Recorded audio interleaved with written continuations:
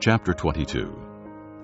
Sometime later, God tested Abraham. He said to him, "Abraham." "Here I am." He replied.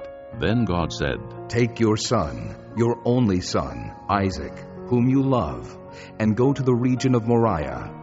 Sacrifice him there as a burnt offering on one of the mountains I will tell you about."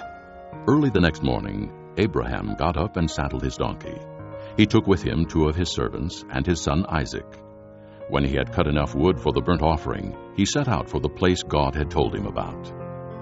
On the 3rd day, Abraham looked up and saw the place in the distance. He said to his servants, "Stay here with the donkey while I and the boy go over there. We will worship, and then we will come back to you." Abraham took the wood for the burnt offering and placed it on his son Isaac, and he himself carried the fire and the knife. As the 2 of them went on together, Isaac spoke up and said to his father Abraham, "Father?"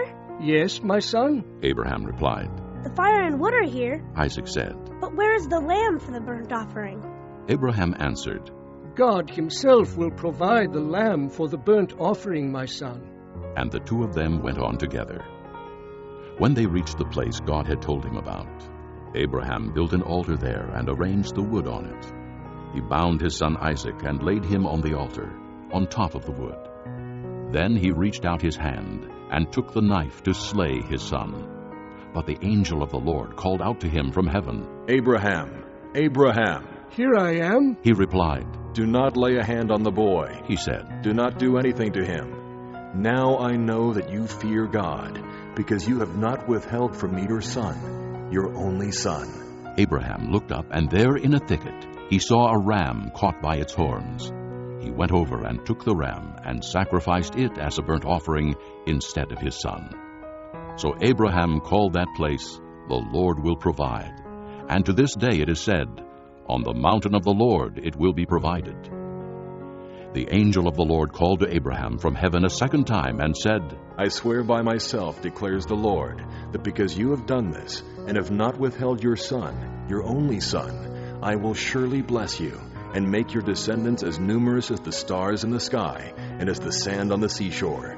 Your descendants will take possession of the cities of their enemies, and through your offspring all nations on earth will be blessed, because you have obeyed me."